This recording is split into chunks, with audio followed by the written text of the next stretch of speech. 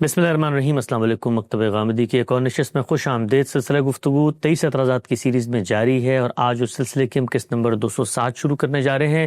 غامدی صاحب کے جو اجتہادی اطلاقات ہیں وہ زیر بحث ہیں۔ پہلی چیز زکوٰۃ کو ہم سامنے رکھ کر یہ سمجھنے کی کوشش کر رہے تھے کہ غامدی صاحب نے اس میں جو اجتہادات کیے ہیں اس کا پس منظر، اس کا نظام فکر، اس کی غرض و غایت، اس کی حکمت کیا ہے۔ ایک ایک کر کے موضوعات کے سلسلے کو ہم سب آگے بڑھا رہے ہیں۔ زکوٰۃ کے حوالے سے ہم نے آپ سے پوچھا تھا، آپ نے جو اجتہادی تصور ہے خود اس قانون کو بیان کر کے ثابت کرنے کی کوشش کی تھی کہ کیا مدات طے کی گئی ہیں، کیسے اللہ تعالیٰ نے ان کو مخصوص کر دیا ہے، وہ طے شدہ امور ہیں اور وہ کون سے معاملات ہیں جہاں پر اجتہاد کی گنجائش ہوتی ہے۔ خود پیغمبر صلی اللہ علیہ وسلم نے اور صحابہ اکرام نے بھی اپنے دور میں اجتہاد کیا۔ آگے بڑھاتے ہیں سلسلہ گفتگو کو۔ یہ بیان کیجیے گا، زکوٰۃ کے باب میں کہا یہ جاتا ہے کہ آپ کی نظر میں جو نصاب مقرر کیا ہے اللہ کے پیغمبر نے، کیا وہ قیامت تک کے لیے متعین نصاب نہیں ہے؟ ہر دور میں ہر انسان اپنے لحاظ سے نصاب تبدیل کر سکتا ہے۔ یہ تنقید کی جاتی ہے۔ پوچھنا میں آپ سے چاہتا ہوں، مجھے واضح الفاظ میں بتائیں کہ کیا نصاب جو زکوٰۃ کا مقرر کیا گیا ہے وہ بھی قابل تغیر ہے، اس میں بھی اجتہاد ہوگا، یا اس میں آپ کا نقطہ نظر کیا ہے؟ یہ میرے موقف کا صحیح بیان نہیں ہے جی۔ میں نے اپنی بات خود اپنے قلم سے اپنی کتاب میزان میں لکھ دی ہوئی ہے۔ اس لیے جس کسی کو بھی بات کرنی ہے اسی بنیاد پر اس کو کرنی چاہیے۔ میں وہ حصہ آپ کو پڑھ کے سناتا ہوں، پھر دیکھیے کہ میں نے کیا کہا ہے اور اس کو کس طرح سے سمجھا جا رہا ہے۔ میں نے لکھا ہے، تیسری یہ، یعنی اس سے پہلے دو باتیں بیان کی ہیں، اس کے بعد تیسری یہ کہ مسلمانوں کا نظم اجتماعی اگر چاہے تو حالات کی رعایت سے کسی چیز کو زکوٰۃ سے مستثنیٰ قرار دے سکتا ہے۔ اچھا، یہ بنیادی بات ہے۔ یعنی اللہ تعالیٰ نے زکوٰۃ کا ایک قانون دے دیا، یہ بتا دیا کہ زکوٰۃ کی شرح مال میں ہی ہوگی، سرمایہ کی پیدائش کے موقع پر یہ ہوگی، مواشی میں یہ ہوگی۔ اللہ تعالیٰ نے جو زکوٰۃ مقرر کر دی ہے اس کی حیثیت ایک فریضے کی ہے اور اس کو ہم من جملہ عبادات سمجھتے ہیں۔ اس میں استثناء کا فیصلہ کرنا ہے۔ یہ کیونکہ ایک مالی مطالبہ ہے، تو جس طریقے سے حرمتوں میں قرآن مجید نے بتایا کہ استثناء کا اصول یہ ہوگا، ایجابی احکام میں بتایا کہ اگر کوئی مشکل پیش آ جائے تو استثناء کا اصول یہ ہوگا، روزے کے بارے میں بتایا، نماز کے بارے میں بتایا۔ بالکل اسی طرح سے زکوٰۃ کے بارے میں بھی یہ سوال پیدا ہوتا ہے کہ اگر کوئی مشکل پیش آ جائے تو کیا استثناء کی گنجائش ہے؟ قرآن مجید کا اگر آپ مطالعہ کریں تو زکوٰۃ سے متعلق 3 چیزیں ہیں جن کو اس نے خود واضح فرما دیا ہے جی۔ ایک یہ بات کہ جب سرمایہ کی پیدائش ہوتی ہے تو اس میں ہر سال کا سوال نہیں ہے۔ اس میں فرمایا ہے یوم حصادہ، جس وقت کھیتی کٹے گی، جب سرمایہ کی پیدائش ہوگی اسی وقت زکوٰۃ واجب ہو جائے گی۔ ٹھیک، یہ ظاہر ہے ایک اہم چیز تھی جس کو اللہ تعالیٰ نے خود واضح فرمایا۔ دوسرے یہ کہ زکوٰۃ کے مصارف کیا ہیں، اور اس طرح گویا یہ بتا دیا کہ نظم اجتماعی کی ذمہ داریاں کیا ہیں۔ اس پر میں پچھلی نشست میں تفصیل سے گفتگو کر چکا ہوں کہ یہ ذمہ داریاں اللہ تعالیٰ نے خود متعین کر کے سورہ توبہ میں بیان کر دی ہیں، اور اس طرح سے ایک ایک چیز کے بارے میں واضح کر دیا ہے کہ یہ نہ صرف یہ کہ نظم اجتماعی کی ذمہ داری ہے، بلکہ یہی در حقیقت وہ مصارف ہیں جن میں اگر زکوٰۃ صرف کی جائے گی، جن میں اگر اس کو ٹیکس آپ کہیں تو یہ ٹیکس صرف کیا جائے گا، ان کو اللہ تعالیٰ خود متعین فرما رہے ہیں۔ ٹھیک، اسی طرح کا معاملہ استثناء میں بھی کیا ہے۔ چنانچہ سورہ بقرہ کی آیت 219 میں یہ چیز زیر بحث آ گئی ہے کہ اللہ تعالیٰ جو مطالبات بھی کر رہے ہیں، مال کے بارے میں جو مطالبات کر رہے ہیں، جیسے صدقات کا مطالبہ ہے، زکوٰۃ کا مطالبہ ہے، عام انفاق کا مطالبہ ہے، اس میں یہ سوال کیا گیا ہے کہ ماذا ينفقون، یسألونک ماذا ينفقون، اس کا جواب دیا قل العفو۔ یعنی اللہ تعالیٰ کے تمام مطالبات تمہارے مال کے اس حصے میں ہے جو تمہاری ضرورت سے زیادہ ہے۔ اب ظاہر ہے کہ ضرورت سے زیادہ ایک اجمالی تعبیر ہے۔ ہم جب اس کو متعین کرتے ہیں تو بالکل واضح ہو جاتا ہے کہ انسان کی کچھ ذاتی ضرورتیں ہوتی ہیں، کچھ کاروباری ضرورتیں ہوتی ہیں، کچھ حال کی ضرورتیں ہوتی ہیں، کچھ مستقبل کی ضرورتیں ہوتی ہیں۔ ان سب ضرورتوں کو سامنے رکھ کر استثناء کا فیصلہ کرنا چاہیے۔ یہ اللہ تعالیٰ نے خود متعین فرما دیا، لفظ العفو سے واضح کر دیا کہ مطالبہ اس سے پہلے شروع ہی نہیں ہو سکتا۔ اللہ تعالیٰ نے جو مطالبات بھی کیے ہیں، یہاں تک کہ اس کے بعد انفاق کے مطالبات بھی اسی حصے سے متعلق ہیں۔ جو چیزیں انسان کی ضرورت ہیں، حال کی، مستقبل کی، کاروباری، ذاتی، جو چیزیں بھی انسان کی ضرورت ہیں، ان میں اللہ تعالیٰ نہ انفاق کا مطالبہ کر رہے ہیں، نہ صدقات کا مطالبہ کر رہے ہیں، نہ زکوٰۃ کا مطالبہ کر رہے ہیں۔ رسالت مآب صلی اللہ علیہ وسلم نے قرآن مجید کی اسی ہدایت کو سامنے رکھ کر استثناء سے متعلق بعض فیصلے اپنے زمانے میں فرمائے۔ یہ استثناء ہی کا فیصلہ ہے جس کو ہمارے ہاں نصاب سے تعبیر کیا جاتا ہے۔ یعنی نصاب کیا ہے؟ ایک حصہ جس کو متعین کر دیا گیا ہے، اس میں زکوٰۃ نہیں لی جائے گی، اسی کو نصاب کہتے ہیں۔ یہ مال میں بھی متعین کیا گیا ہے، پیداوار میں بھی متعین کیا گیا ہے، یہ مواشی میں بھی متعین کیا گیا ہے۔ اس کو دیکھیے میں نے آگے بیان کیا ہے۔ تیسری یہ کہ مسلمانوں کا نظم اجتماعی اگر چاہے تو حالات کی رعایت سے کسی چیز کو زکوٰۃ سے مستثنیٰ قرار دے سکتا ہے۔ وہ نصاب کوئی الگ چیز نہیں ہے، یہ استثناء کا فیصلہ ہے۔ ٹھیک۔ اور جن چیزوں سے زکوٰۃ وصول کرے ان کے لیے عام دستور کے مطابق کوئی نصاب بھی مقرر کر سکتا ہے۔ وہی ظاہر ہے استثناء ہے جس کا اطلاق ایک حصے پر کر دیا گیا ہے۔ ٹھیک ہے۔ نبی صلی اللہ علیہ وسلم نے مال، مواشی اور زرعی پیداوار میں اسی مقصد سے اس کا نصاب مقرر فرمایا ہے۔ ٹھیک۔ یعنی یہی استثناء کا اصول پیش نظر رکھ کے نصاب مقرر فرمایا ہے۔ یہ نصاب درج ذیل ہے۔ مال میں 5 اوقیہ 642 گرام چاندی، پیداوار میں 5 وسق 653 کلو گرام کھجور، مواشی میں 5 اونٹ 30 گائیں اور 40 بکریاں، یہ نصاب مقرر فرمایا ہے۔ اس نصاب میں اب ایک چیز بہت قابل غور ہے، وہ یہ ہے کہ اگر تو یہ نصاب فیصد کے لحاظ سے متعین کیا جاتا تو پھر اس کی علت مختلف ہو جاتی۔ کیا مطلب اس بات کا؟ جس طرح سے شرح فیصد کے لحاظ سے متعین کی گئی ہے، 2.5%، 5%، یعنی اس میں یہ بتایا گیا کہ جو مال بھی تمہارے پاس ہے اس میں 2.5%، 5%، 10% اور 20% زکوٰۃ مختلف صورتوں میں لی جائے گی۔ ٹھیک۔ یہاں پر بھی کیا جا سکتا تھا کہ جو کچھ پیدا ہوا ہے اس کا 5واں حصہ مستثنیٰ ہے، جو کچھ تمہارے پاس مال موجود ہے اس کا 20واں حصہ مستثنیٰ ہے۔ میں مثال دے رہا ہوں جی، یعنی اس کو فیصد کے لحاظ سے متعین کر دیا جاتا تو پھر نوعیت بالکل تبدیل ہو جاتی، یعنی اس میں پھر علت حکم اس سے متعلق ہو جاتی جو شرع میں ہم دیکھ رہے ہیں۔ صحیح ہے۔ یہاں ایسا نہیں کیا گیا۔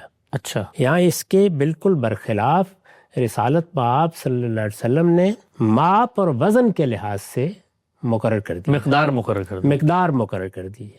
یعنی یہ دیکھیے نا کہ جب آپ کو کہا کہ 5 اوقیہ چاندی، تو ظاہر ہے کہ 5 اوقیہ کوئی فیصد نہیں ہے بلکہ ایک متعین مقدار ہے۔ ٹھیک۔ اسی طرح 5 وسق کھجور، یہ بھی ایک متعین مقدار ہے۔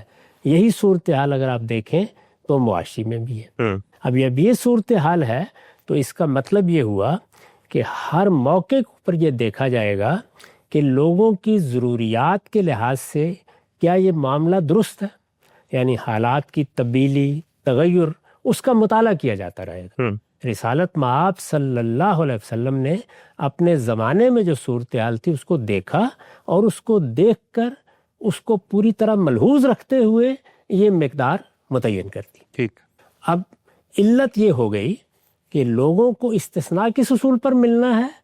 ان کی ضرورت کے لحاظ سے استثناء ملنا چاہیے۔ ٹھیک۔ اسی بات کو دیکھیے ہماری علمی تاریخ کی ایک جلیل القدر شخصیت شاہ ولی اللہ نے کس طرح حجت اللہ البالغہ میں بیان کیا ہے۔ اچھا، وہ یہ کہتے ہیں کہ انما قدر من الحب والتمر 5 اوسق، غلے میں، اجناس میں، اسی طرح پھلوں میں جیسے کھجور میں 5 وسق نصاب مقرر کیا گیا ہے۔ یعنی یہ بتایا گیا ہے کہ یہ مقدار ہے جس کے بعد زکوٰۃ کا مطالبہ کیا جائے گا۔ اب وہ اس کی تعلیل کرتے ہیں کہتے ہیں لأنہا تکفی اکل اہل بیت لا سنہ، زکوٰۃ چونکہ سال میں ایک بار لینی ہے، یہ انہوں نے اس لیے فرمایا کہ اس زمانے میں فصلیں بھی عام طور پر ایسے ہی ہوتی تھیں، یعنی سال میں ایک ہی فصل ہوتی تھی۔ چنانچہ ان کا ارشاد ہے کہ اگر آپ ایک چھوٹے کنبے کا اندازہ کریں، یہ کہا جا سکتا ہے کہ بالعموم کنبہ جتنا ایک ہوتا ہے، اگر ایک چھوٹے کنبے کا اندازہ کریں تو سال بھر کے لیے یہ مقدار کافی ہے۔ وذالک لأن اقل البیت الزوج والزوجہ والثالث خادم او ولد بینہما، اس لیے کہ ایک چھوٹا کنبہ کیا ہوتا ہے، شوہر ہے، بیوی ہے، تیسرا کوئی خادم بھی ہو سکتا ہے اور کوئی بچہ بھی ہو سکتا ہے۔ وما یزاحی ذالک من اقل البیوت، جتنے بھی چھوٹے کنبے ہو سکتے ہیں ان کو اسی کے مشابہ سمجھ لیجیے، انہی پر قیاس کر لیجیے۔ وغالب قوت الانسان رطل او مد من الطعام، اور جب ہم انسان کی عام خوراک کو دیکھتے ہیں تو زیادہ تر وہ خوراک کیا ہوتی ہے، یا ایک رطل یا ایک مد، یہ پیمانے ہیں۔ فَإِذَا أَكَلَ كُلُّ وَاحِدٍ مِّنْ هَؤُلَاءِ ذَلِكَ الْمِقْدَارِ، اب اگر یہ کنبے کے افراد اتنی مقدار روز کھاتے ہیں، کفاہم لسنہ، تو حساب کر کے دیکھ لیجئے سال بھر کے لیے کافی ہو جائے گا۔ وَبَقِيَتْ بَقِيَّةٌ لِنَوَائِبِهِمْ وَإِدَامِهِمْ، بلکہ جو بعد میں ضرورتیں پیش آ سکتی ہیں، ناگہانی ضرورتیں بھی آتی ہیں، نشیب فراز زندگی میں ہوتے ہیں، ان کے لیے بھی کچھ بچ جائے گا۔ وَإِنَّمَا قُدِّرَ مِنَ الْوَرَقِ 5 أَوَاق، اسی طریقے سے چاندی میں 5 اوقیہ نصاب مقرر کیا گیا ہے۔ لأنها مقدار یکفی اقل اہل بیت سنتاً کاملہ، اس لیے کہ یہ وہ مقدار ہے جو پورے سال کے لیے ایک چھوٹے کنبے کو کفایت کرتی ہے۔ ٹھیک، اذا کانت الاسعار موافقۃ فی اکثر الاقطار، بشرطے کہ جو قیمتیں ہیں وہ اکثر علاقوں میں ایک دوسرے سے ملتی جلتی ہوں، یعنی ان میں کوئی بڑا فرق نہ واقع ہو جائے۔ وَإِسْتَقْرِي عَادَاتِ الْبِلَادِ الْمُعْتَدِلَةِ فِي الرَّقْصِ وَالْغِنَاءِ تَجِدْ ذَلِكَ، اگر تم استقرا کر کے دیکھو گے کہ عام طور پر لوگوں کا معتدل علاقوں میں کیا معاملہ ہے، بعض علاقے ایسے ہو سکتے ہیں جس میں زیادہ مہنگائی ہو، جس میں زیادہ ارزانی ہو، تو گرانی اور ارزانی کو اگر تم معتدل علاقوں میں دیکھو گے تو یہی صورتحال پاؤ گے۔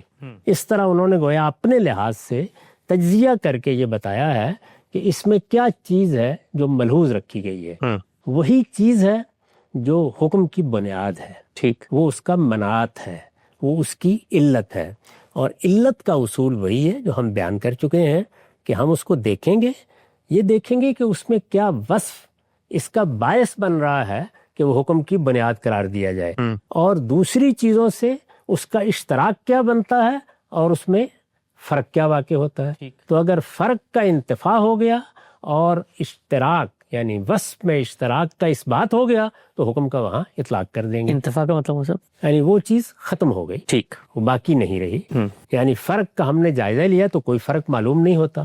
تو اس طریقے سے علت کو سامنے رکھ کر آپ آج کے زمانے میں بھی جائزہ لے لیں گے کہ کیا جو نصاب مقرر کیا گیا تھا وہ حالات کی تبدیلی سے، زمانے کی تبدیلی سے اب کسی تغیر کا تقاضا تو نہیں کرتا۔ تو علت کی بنیاد پر جو قاعدہ مقرر کیا گیا ہے کہ ان الحکم یدور مع العلۃ وجودم وعدمہ، یہ فیصلہ بھی اسی طریقے سے کیا جائے گا۔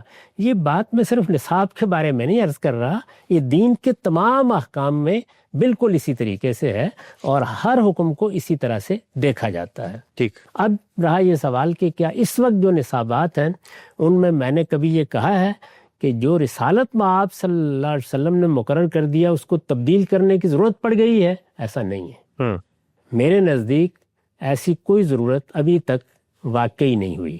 جو کچھ ہے وہ یہ ہے کہ ہمارے ہاں ایک غلط طریقہ اختیار کیا گیا، وہ یہ کہ ان کی قیمت کو مقرر کر کے ہم باقی جگہوں پر ان کا اطلاق کر دیتے ہیں۔ یعنی وہ نصاب صرف چاندی اور سونے تک نہیں رہتا، اس سے آگے بڑھ کر ہم مال کی دوسری صورتوں میں بھی اسی نصاب کو تبدیل کر دیتے ہیں، کرنسی میں تبدیل کر دیا، کسی اور مال میں تبدیل کر دیا، اور پھر کہتے ہیں کہ وہی یہاں بھی نصاب ہوگا۔ یہ میرے نزدیک غلط بات ہے۔ صحیح طریقہ یہ ہے کہ علت کو متعین کیا جائے گا، علت واضح ہو گئی، اس علت میں اگر وہاں بھی کوئی مسئلہ ہے تو تبدیلی کا جواز پیدا ہو جائے گا، لیکن اگر وہاں کوئی مسئلہ نہیں ہے تو ان نصابات کو جیسے کہ رسالت مآب صلی اللہ علیہ وسلم کا فیصلہ ہے تا قیامت برقرار رکھیں گے۔ البتہ جو نئی صورتیں پیش آئیں گی، کرنسی میں مقرر کرنا ہے، ہم نے پلاٹ میں مقرر کرنا ہے، نئی فصلوں میں مقرر کرنا ہے، صنعتی پیداوار میں مقرر کرنا ہے، جتنے اطلاقات ہیں وہاں پر اس اصول کو سامنے رکھیں گے۔ وہ اصول کیا ہے؟ العف، یعنی لوگوں کی ضرورتیں، خواہ وہ ذاتی ہیں، خواہ کاروباری ہیں، خواہ وہ حال کی ہیں، خواہ مستقبل کی ہیں، ان کو سامنے رکھ کر نصاب مقرر کیا جائے گا۔ یہ میری پوری بات ہے۔ نقطہ واضح ہوا غام صاحب کہ نصاب کے بارے میں آپ کی رائے کیا ہے؟ غام صاحب اگر خلاصہ کیا جائے ایک جملے کے اندر تو شرع کے معاملے میں تو یہ طے ہو گیا، چونکہ وہ اللہ تعالیٰ نے خود مقرر کر دی اور اس میں انسان کے پاس چونکہ کوئی اختیار جو تھا اس کو اصول استعمال ہو سکتا تھا کہ مال میں سے کتنا زائد دینا، آپ نے پچھلی نشست میں اس کی بتائی بھی تھی حکمت، تو اللہ نے وہاں مقرر کر دیا، وہ تو 2.5%، 5%، 10%، 20% تبدیل ہو ہی نہیں سکتا۔ کتنے مال میں سے لینا ہے یہ رسالت مآب صلی اللہ علیہ وسلم نے مقرر کیا ہے اس اصول پر کہ اس زمانے میں کتنے مال کو زائد مال سمجھا جا سکتا تھا، کتنے میں کفایت ہوتی ہے۔ تو یہ چیز اپنی ذات میں رسالت مآب صلی اللہ علیہ وسلم کا اجتہادی اطلاق ہے، اور اجتہادی اطلاق ضرورت کے بدلنے سے تبدیل ہو سکتا ہے۔ یہ بات ٹھیک ہو گئی؟ میں تو یہ کر رہا ہوں کہ ہر وہ حکم جو دین میں دیا گیا ہے اس کی علت کو دیکھا جائے گا۔ اگر اس کی علت خصوص میں تبدیل ہو گئی ہے تو آپ آگے ہی نہیں بڑھ سکتے۔ مثال کے طور پر قانون اتمام حجت میں یہی علت ہے جو فیصلہ کن ہو گئی۔ ٹھیک، اسی طرح کا معاملہ باقی احکام میں ہوگا۔ جب ہم شرعوں کی علت دیکھتے ہیں تو وہ دو پہلوؤں سے سامنے آتی ہے۔ اچھا، ایک یہ کہ معاشرے کا حق کیا ہے، اس کا فیصلہ کون کرے گا؟ میں کروں گا جس نے حق ادا کرنا ہے، معاشرہ کرے گا جس نے حق لینا ہے۔ یہ دونوں صورتیں افراط و تفریط میں تبدیل ہو سکتی ہیں۔ ٹھیک، اس میں خلاف انصاف تقاضے پیدا ہو سکتے ہیں، ٹھیک، اس میں عدل کا خون ہو سکتا ہے، اس میں لوگوں کے لیے جبر کا عنصر پیدا ہو سکتا ہے۔ اللہ تعالیٰ نے خود فیصلہ فرمایا، ٹھیک، اور جب خود فیصلہ فرمایا تو کس چیز کے بارے میں فرمایا؟ اس مال کے بارے میں جس کی حرمت دین میں قائم کی گئی، جس کی طرف کوئی تعدی کے لیے ہاتھ نہیں بڑھا سکتا۔ تو اس وجہ سے اب نتیجہ کیا نکلا کہ ایک ایسے معاملے میں اللہ تعالیٰ کا فیصلہ آ گیا جس کے فیصلہ کرنے کی میرے پاس کوئی بنیاد ہی نہیں۔ صحیح ہو گیا۔ جب یہ نہیں ہے تو اب علت کی بنیاد پر وہاں کوئی تغیر بھی نہیں آ سکتا، کیونکہ علت ہی خدا کا فیصلہ ہے وہاں پہ۔ یہاں میں نے اسی لیے عرض کیا کہ یہاں اگر رسالت مآب صلی اللہ علیہ وسلم فیصد مقرر کر دیتے تو وہی صورتحال پیدا ہو جائے، یہاں بھی تبدیلی نہیں ہو سکتی، وہی صورتحال پیدا ہو جائے۔ آپ نے ایسا نہیں کیا۔ ہاں۔ تو اس کا مطلب یہ ہے کہ یہاں علت کیا ہے، وہی جس کو شاہ ولی اللہ نے بیان کیا، یعنی لوگوں کی ضرورت دیکھی جائے گی۔ ضرورت قابل تغیر ہے، ہاں، کیونکہ یہ قابل تغیر ہے اور یہ دیکھ کر متعین بھی کی جا سکتی ہے۔ اس کی تعین میں کسی ظلم کا بھی اندیشہ نہیں ہے۔ یہاں استثناء دینا ہے لوگوں کو، جی، تھوڑا بہت اوپر نیچے بھی ہو جائے گا تو یہ نہیں ہے کہ لوگوں کے مال میں کوئی بڑی تعدی ہو جائے گی۔ اس وجہ سے یہاں علت کی نوعیت یہ بتا رہی ہے کہ ہم یہ دیکھیں گے، جو علت میں دیکھا جاتا ہے کہ کیا اس کا اشتراک کسی دوسری جگہ پایا جاتا ہے اور کیا وہاں کسی فرق کا انتفاع ہو گیا ہے تو وہاں اس کا اطلاق کر دیں گے۔ یہ ہے بنیادی اصول۔ نقطہ بالکل واضح ہو گیا، آگے بڑھاتے ہیں۔ شاہ صاحب جو آپ نے پورا تصور پیش کیا ہے نصاب کا سمجھایا، خود شاہ صاحب بھی اسی بات کی تائید میں نظر آتے ہیں۔ اب اس پہ جو عملی سوال ہے، اطلاقی سوال ہے، وہ یہ کہ ایک عام مسلمان جب علماء کے پاس جاتا ہے اور وہ پوچھتا ہے کہ کیا مجھ پر زکوٰۃ واجب ہے، تو وہ رسالت مآب صلی اللہ علیہ وسلم کا جو مقرر کردہ نصاب ہے 52.5 تولہ چاندی کا، اس حساب سے کہتے ہیں کہ آج کے دن اگر تمہارے پاس 2.25 لاکھ روپے ہیں، 52.5 تولہ چاندی کی ایکویلنٹ بنتا ہے، تو تم صاحب نصاب ہو گئے ہو۔ آپ کے پاس جب کوئی فرد آئے گا اور وہ آپ سے سوال کرے گا کہ بتائیے کہ میں نے زکوٰۃ ادا کرنی ہے، تو 52.5 تولہ چاندی کی آپ کنورژن کے تو قائل نہیں ہے روپوں میں، روپوں کے لیے آپ فرماتے ہیں پیداوار کے لیے نیا نصاب آپ مقرر کر سکتے ہیں حالات کی رعایت سے، تو پھر اس کے پاس نصاب کیا ہے جو آپ کی بات سن رہا ہے کہ اس نے کیسے زکوٰۃ دینی ہے؟ میں نے عرض کیا کہ زکوٰۃ کا معاملہ مسلمانوں کی حکومت سے متعلق ہے۔ ٹھیک، ہمارے دین میں اصلاً ہمیں پابند کیا گیا ہے کہ ہم نظم اجتماعی کو زکوٰۃ ادا کریں گے۔ یہ عبادت ہے، اللہ کا حق ہے، لیکن اللہ ہی کا حکم ہے کہ یہ اٹھا کر نظم اجتماعی کے سپرد کر دی ہے۔ ٹھیک ہو گیا۔ چنانچہ اگر نظم اجتماعی زکوٰۃ لینے آئے گا تو وہ مقرر کرے گا۔ اچھا، اس کے لیے اصول وہی ہے۔ وہ اصول کیا ہے؟ العف، وہ قرآن مجید نے طے کر دیا. رسالت مآب صلی اللہ علیہ وسلم نے چند چیزوں میں اس کا اطلاق کر کے دکھا دیا. چنانچہ اس کو سامنے رکھ کر پارلیمنٹ میں فیصلہ کر لیا جائے گا. اچھا. اور یہ بتا دیا جائے گا کہ اب فلاں چیز میں یہ نصاب مقرر کیا گیا. جیسے اس وقت آپ ٹیکسیشن میں یہی طریقہ اختیار استثناء دیتے ہیں منیمم ویج پہ. آپ بتاتے ہیں ہر جگہ استثناء دیتے ہیں. یہ دنیا بھر میں ایک مسلمہ چیز ہے, کوئی نیا کام دین میں نہیں کیا گیا. تو ریاست, حکومت, نظم اجتماعی, ارباب حل وقت وہ زکوٰۃ لیں گے تو فیصلہ وہ کریں گے. اگر ایسا نہیں اور مجھے فیصلہ کرنا ہے تو میں اس میں وہ طریقہ اختیار کروں گا جس کی تعلیم پھر اللہ تعالیٰ نے ہمیں دی ہے کہ جب کوئی معاملہ ہم سے متعلق ہو جائے تو ہم اس کے بارے میں دو عادل آدمیوں سے کہیں گے کہ آپ فیصلہ کر دیجئے. اس کے لیے بھی رہنمائی فرما دی ہے. چنانچہ ہماری ضرورتیں کیا ہیں, حال کی کیا ہیں, مستقبل کی کیا ہیں, وہ سامنے رکھ دیں گے اور ایک عادلانہ فیصلہ کرا کے اپنے لیے اس کو نصاب کے طور پر اختیار کر لیں. ٹھیک. یہ بھی کر سکتے ہیں ہم سب کہ علماء کسی معاشرے کی رعایت سے اس ملک کے اندر چونکہ ہر آدمی اس کی استعداد نہیں رکھتا تو وہ ایک رقم اگر مقرر کر دیں, مثال کے طور پر کہ بھئی اس زمانے میں ہمیں لگتا ہے کہ اگر آپ کی ماہانہ آمدن لاکھ روپے ہے, سال کے آپ 12 لاکھ کماتے ہیں, تو جو زائد آپ کے پاس ہے اتنے میں نارمل گزارا ہو جاتا ہے اس ملک کے حالات میں, مہنگائی میں, سب کچھ. تو یہ کام کوئی علماء بھی تو کر سکتے ہیں.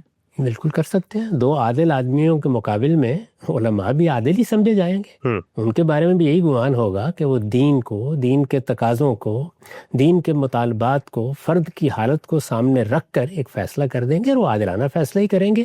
دو عادل آدمیوں کے بارے میں بھی جو بات کہی گئی ہے وہ اسی لیے کہی گئی ہے کہ میرے نفس کا کوئی میلان اس میں شامل نہ ہو جائے, میں اپنے لیے خواہ مخواہ کوئی رعایت نہ لے لوں. اسی کے لحاظ کیا گیا ہے. تو یہ لحاظ دو آدمیوں میں بھی ہو جاتا ہے, علماء میں بھی ہو جاتا ہے, فقہاء میں بھی ہو جاتا ہے. لہٰذا لوگ جن پر اعتماد کرتے ہوں ان سے یہ فیصلہ کرا لیں اگر انہیں خود زکوٰۃ ادا کرنی ہے. یہ کرنسی میں بھی کرانا پڑے گا, یہ پیداوار میں بھی کرانا پڑے گا, یہ اور بہت سی جو نئی صورتیں میں نے عرض کر دی ہیں ان میں بھی کرانا پڑے گا. یہ فیصلہ ہو جائے گا. اس میں اجتہادی لحاظ سے کوئی غلطی ہو گئی اللہ معاف فرمائے گا.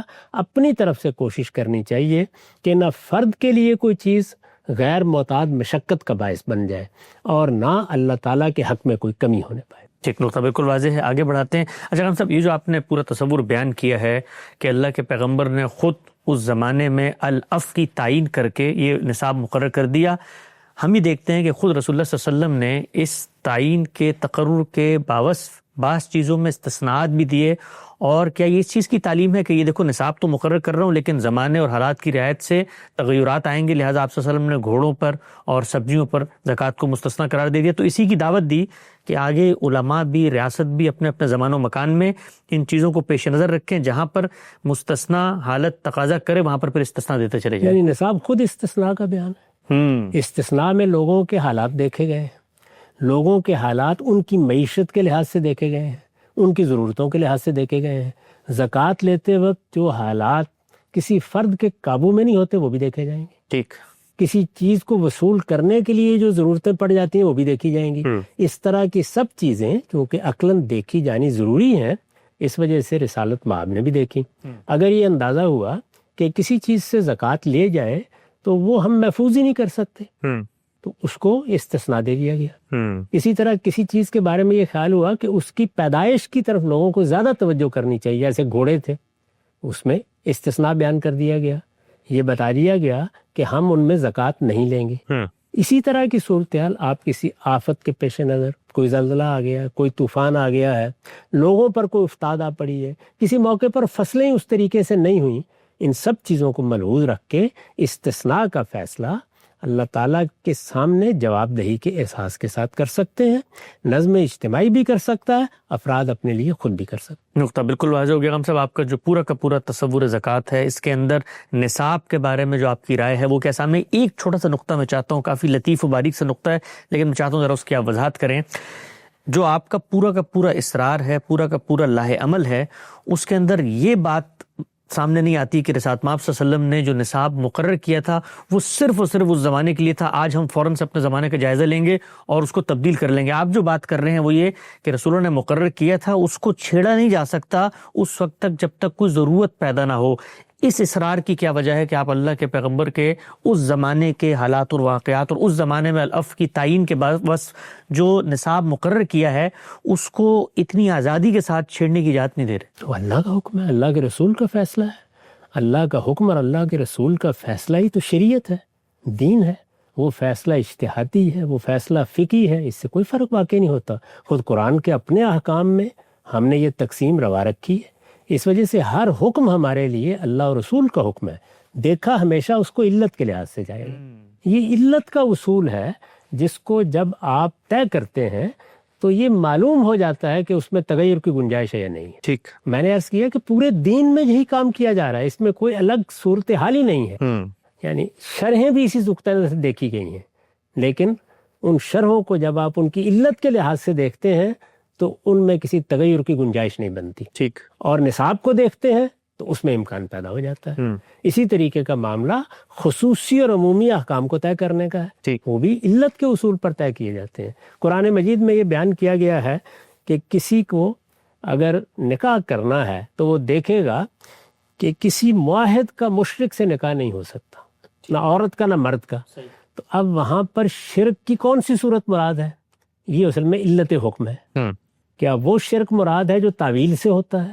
کیا وہ مراد ہے جس میں آدمی مجاہر بھی شرک ہو جاتا ہے، اس شرک کو دین کے طور پر قبول کر لیتا ہے؟ کیا وہ شرک مراد ہے جو اتمام حجت کے باوجود فرد سے ظاہر ہوتا ہے؟ ظاہر ہے یہ طے کریں گے نا. تو جو علت آپ طے کریں گے اس کے لحاظ سے حکم کی نوعیت وہی ہو جائے گی. ہر حکم کو ایسے ہی دیکھا جاتا ہے. میں نے اس معاملے میں کوئی نیا طریقہ اختیار ہی نہیں کیا. ٹھیک، اگر ہم یہ تو سمجھ میں آ گیا، ایک طرف آپ اتنے زیادہ رسالت پاک صلی اللہ علیہ وسلم نے اجتہادی فیصلہ بھی کیا تو اس سے تمسک کے قائل ہیں، اللہ یہ کہ علت جو ہے وہ کسی تغیر کا مطالبہ کرے. دوسری جانب اگر پلٹ کے میں پوچھوں کہ اللہ کے پیغمبر نے خود ان اجتہادی اصولوں کا ان معاملات میں اطلاق نہیں کیا جس میں آپ کر رہے ہیں، تو وہاں پر آپ اس اسوے کی پیروی کیوں نہیں کرتے کہ جب اللہ کے پیغمبر نے مثال کے طور پہ اجرت کو پیداوار پہ قیاس کر کے تنخواہ پر زکوٰۃ نہیں لی، تو آپ تو وہاں پر امتداد علت کر کے جو آج کل ہمارے سروس انڈسٹری ہے جو تنخواہ لے رہے ہیں اس پر پیداوار کا اطلاق کر رہے ہیں. تو پھر پلٹ کے میں سوال کرتا ہوں کہ اللہ کے پیغمبر نے تو نہیں کیا تھا، وہاں پر بھی اس کو فالو کریں. اس میں بھی استثناء کے اصول کا اطلاق کیا جا رہا ہے. بعض چیزیں لا یوبا بہی ہوتی ہیں، وہ اس قابل ہی نہیں ہوتی کہ ان سے زکوٰۃ کا مطالبہ کیا جائے. ٹھیک، یہ بات ہم نے ابھی سمجھی کہ لوگوں کی ضرورتیں دیکھی جائیں گی، حال کی دیکھی جائیں گی، مستقبل کی دیکھی جائیں گی. اس طرح کی کون سی سروس انڈسٹری اس وقت پیدا ہو گئی تھی؟ اس طرح کا کوئی معاملہ ہی نہیں ہے.